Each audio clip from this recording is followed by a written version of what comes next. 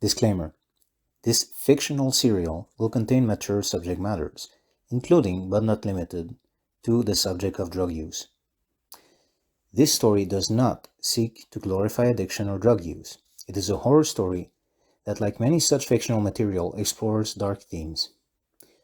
The Crimson Hound is meant to be a flawed anti-hero, and the viewer is not meant to agree with everything he does.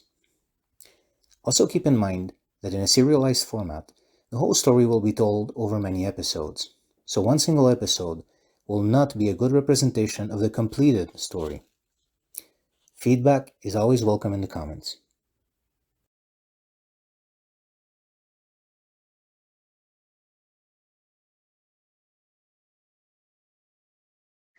All right, so and I'm guessing that this is the Hound's first time taking Vex.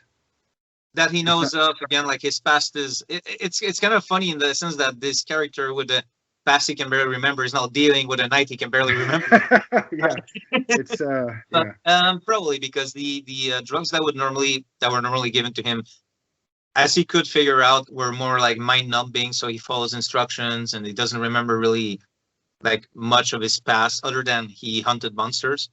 Okay. As part of this organization, then he doesn't remember much more. But so he knows as a fact that it's not the first time he's taken drugs that will affect him, but it's the first time since he can remember things that he went out of his way to ingest something. Yeah. Okay. So all right. So he takes the Vex, and at first there doesn't seem to be much effect. He's just kind of standing in there in the alley waiting for it, and then all of a sudden, he just kind of like there's this gradual loosening of the consciousness, and you look around and you see that everything around you has.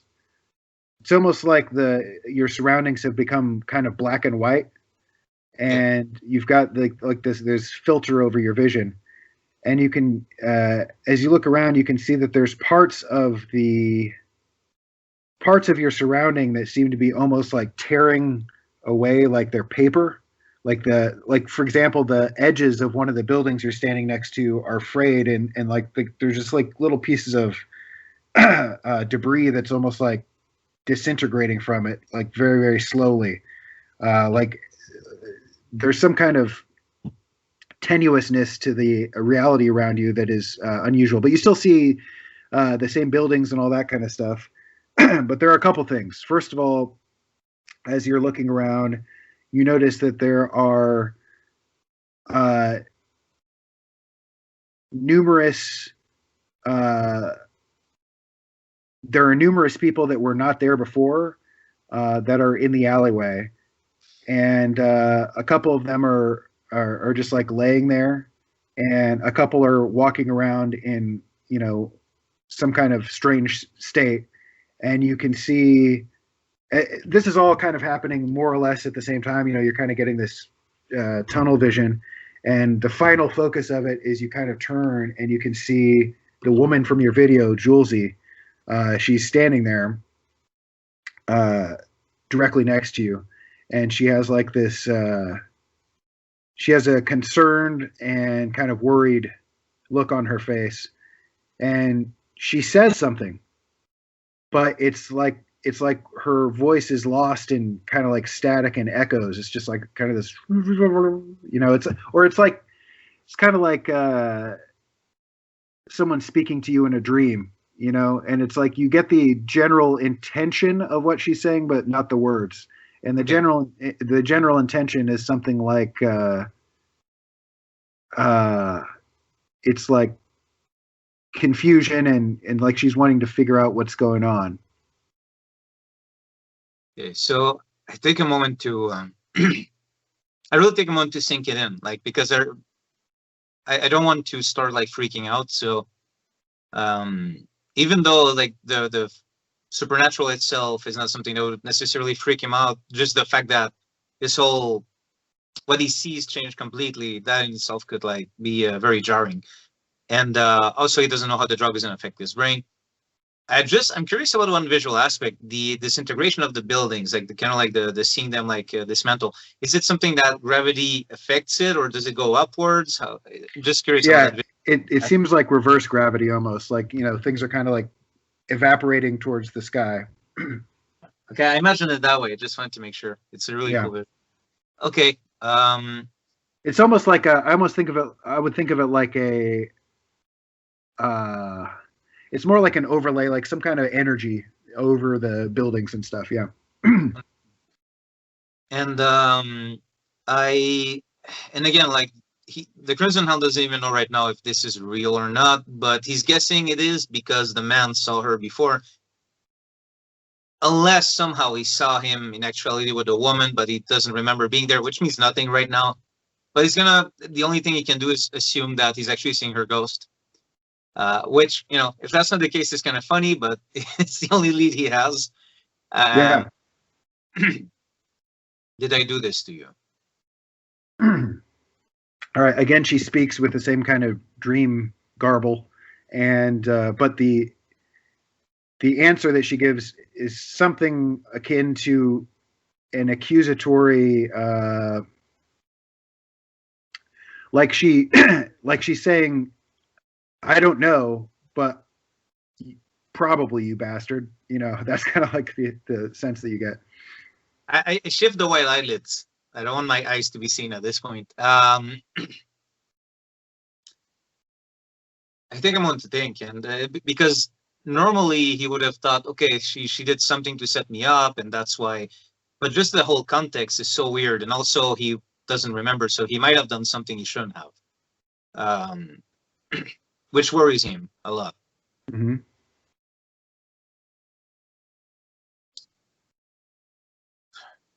Show me where Skunk is, please. All right. She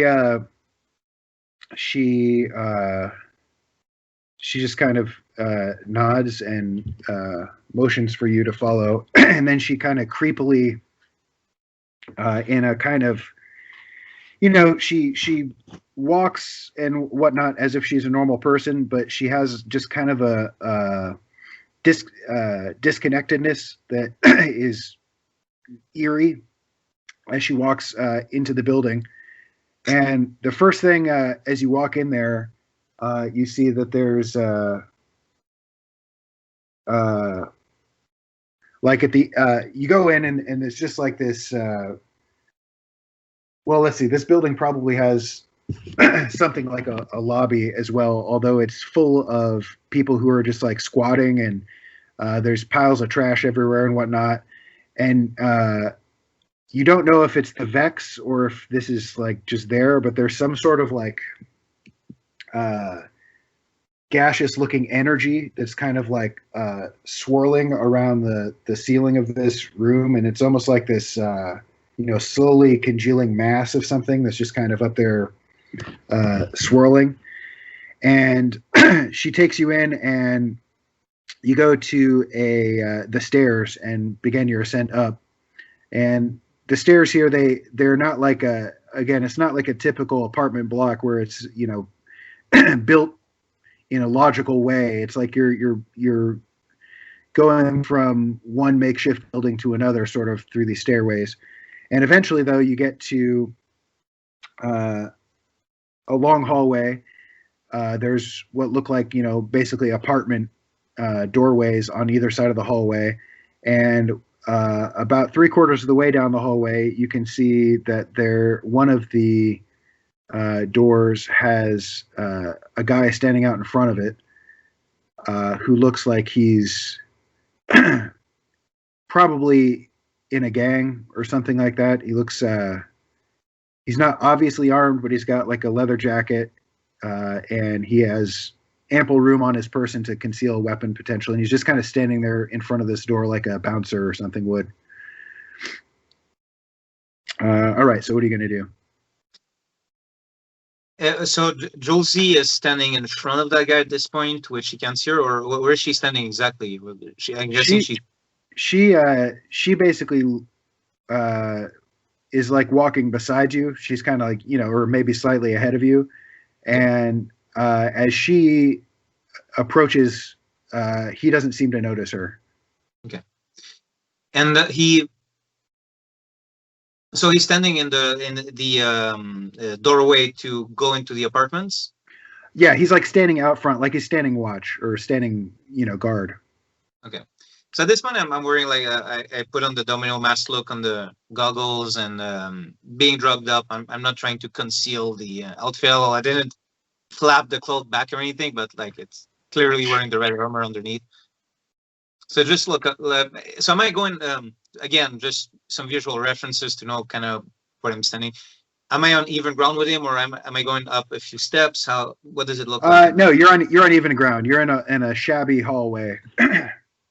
So like at the end of the hallway, there's a window that goes out to the outside, and then either side of it's like a very narrow. It's probably 5 feet wide, and then on either side of the hallway, there's apartment doors, and he's just like about 3/4 of the way down in front of one of the apartment doors. And actually, when you start getting a little bit closer, he turns to kind of and eyes you, and he's like, "Are you here to make a purchase?" Only from Skunk. He's like, "All right, step up." And he kind of like he produces a pistol from his from his waistband, and he like waves it at you, and he's like, "All right." He's like, arms up, turn around. He's like basically wanting to pat you down. So I'm gonna tell him like, you can pat, but I'm not gonna give you my back. So I lift my hands, but I'm not giving them in my back. Okay, well he pats you down. He feels I guess you've got a sword and a baton on you. Yeah, exactly. Yeah, and they're not hidden; they're really at his waist. I mean, when he closes a cloak, obviously they're not seen, but he doesn't wear them like in the back, right? Because normally he has the backpack, so he can't really put something back there. So he really wears them like old school style at the waist. Okay. Yeah. Cool. So he doesn't seem he clearly notices the sword or the baton or both maybe, but he doesn't really seem to mind about those. He's just like no guns, okay? And then he's like all right, make it quick. And he opens up the door, and behind him you can see, or in the room there you can see there's like a really crappy like apartment living room, and on the opposite side of the living room from where you are entering, there's a large like a beaded door, and there are a couple people sitting on a couch in there. It looks like they're doing drugs. And what else? Yeah, that's pretty much it. There's also, you notice as you walk in, like just to your left, there is another little boy. At first you think it's the kid from earlier, but it's not. And he's just kind of like standing there strangely in the corner, just like kind of looking at everything, but like he's kind of confused or lost or something. Does he look exactly the same as Zan, or is just like a similar kid? Similar, but it's similar enough that when you first go in, you're like, is that the same kid? But but it's clearly not once you look at it. You also notice though that when you walk in there, Julesy walks in behind you, and you notice clearly that the kid like turns and looks at her, and kind of like okay, kind of like half smiles, like he's happy to have some kind of like friendlier female presence here or something like that. Okay, the people who are in there. First of all, do I see Skunk in the group? You don't immediately see him, but as soon as you're in there for a second, the guy at the door, he's like, "Skunky," and the beaded curtain comes open, and he comes out. He's like, he looks like he did the night before, except he's got his long hair, but he doesn't have a shirt on. He's just got like cargo pants or whatever. And he comes out, and he's like, He's like, "Oh, hey, uh, how was your night? I didn't expect to see you here, but I take it you liked it." Okay, so now the people that are there taking drugs, they look like reasonably harmless clients, or they look like other gangbangers? They look like relatively harmless in their current state. One of them looks like he might be a gangbanger type guy, but he's like half asleep, basically on drugs. They're the two people sitting there. Yeah, they're like drugged out of their minds. They're like in some sort of heroin-esque haze. Okay. Or opium-esque kind of sleepy haze. Is the door when it opened, and I'm asking some questions because it will determine how I handle this. Sure. Did it open inwards or outwards? I'd say it opens inwards, I guess. Okay. And the man who guards the door is right behind me, right? Yep. Okay. So what I'm going to do is, oh wait, the child is right next to the door. Yeah. And you see that as you're talking to Skunk, Yeah. it's like Julesy kind of like kneels down and is like talking to the kid. And the kid talks like her? He doesn't talk to her, but he's kind of like nodding and stuff, like he's interacting with her.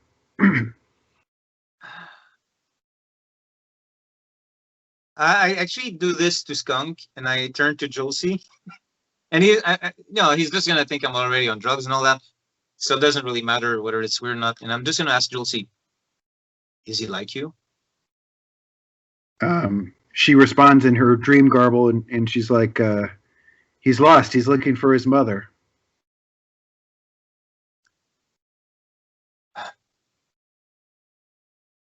Okay. I'm not gonna do anything for now because I don't even know if the kid's alive or not. I'm on drugs. I'm just gonna. Okay. I'm just gonna walk forward. The kid is too close. I don't have confirmation that he's a ghost or not, and I don't want to put him in danger by starting something. Okay. I have this really cool idea in mind, but I'm not gonna try it. Okay. So I'm just gonna advance into the apartment. Okay. So yeah, Skunk, he's like, what can I do for you, man? Since I didn't reply to him yet, I just did this, and I talked to someone on the side. I'm gonna try to roll with it, like he imagines I must be on drugs or something. I'm gonna continue walking towards him silently, like up until he was probably gonna complain about that. So at that moment I'll stop, but I'm gonna try to get as close as I can with this idea that maybe I'm a bit out. Right. Okay. So yeah, you kind of walk up on him a little bit, and he's like, okay. He puts his hand up. He's like, what can I do you for, man? At what distance does he? You're probably, I don't know, 3 feet away. Okay, perfect. Okay, so I stop there, and I look over my shoulder to see like the guard. I imagine he's like standing facing us, right? Yeah, it sounds well. Yeah, the door is still somewhat open, I guess, and you can probably guess that he's standing, just outside. Okay. But he's not like standing there watching you or anything. Okay, but the door is somewhat open. Yeah. Okay. So I look back to him, and I just go, Josie's dead. It's like, he's like, what happened? That's awful. It wasn't, he says, it wasn't the drugs, was it? No. But I was hoping you'd tell me. How'd she die? Did you kill her? I don't think so.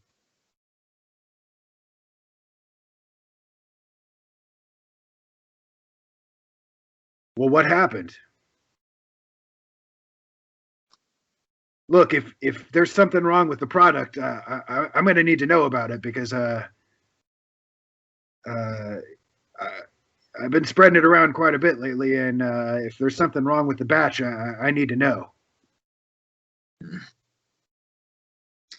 Obviously I don't like completely turn around. I want to keep him at least in the corner of my vision, peripheral vision. I'm gonna look at Julesy and the kid. Okay. And I'm gonna ask Skunk, do you see the kid in the corner, or is he just in my head? He's like, well, I see the drugs still work. Have you ever taken them? He says, he's like, what are you on? I've taken a lot of stuff. Vex. I don't do Vex myself. It makes me feel anxious. But that's not what I gave to Julesy last night. What she bought was she says was it's called Geist. It's a new product. Can you say the name again? Geist. Guys.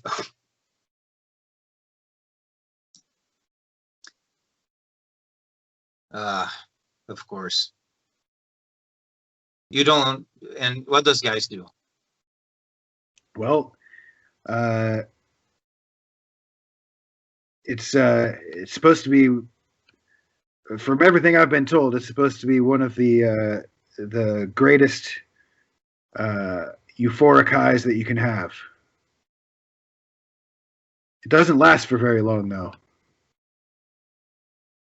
You know, actually, what the Crimson Hound is starting to worry is if she gave him that drug, given his natural bloodlust, maybe he did do some stuff in the drug. That's starting to really worry him. We're talking about a hero who's really starting to wonder if he's the villain here. Okay. I think it's a legitimate question in his mind at this point. Yeah. Yeah. Okay.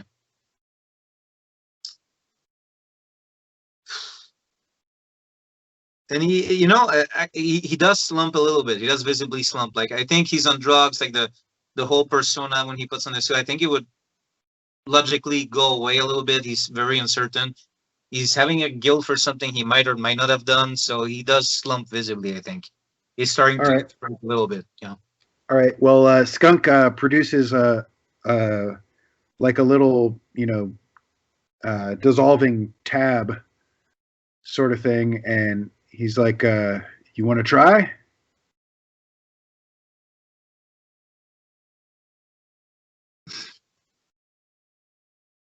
No, the player has to think about this because you know what? I think obviously when I started this character, it's like this very like cookie cutter Pulp vigilante, and then like as stuff happens, I have to wonder a bit more about his personality.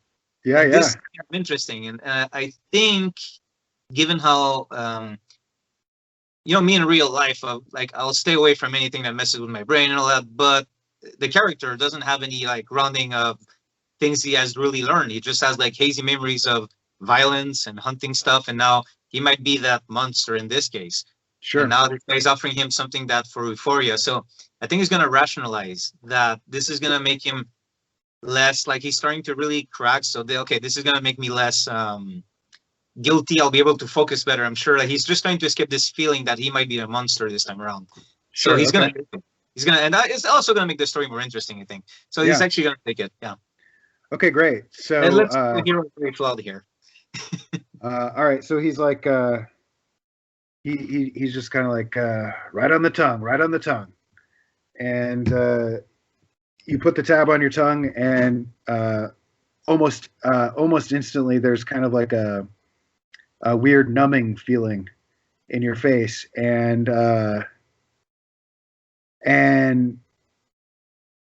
everything kind of everything goes black. You just kind of like you starts to swoon for a second, and then everything goes black,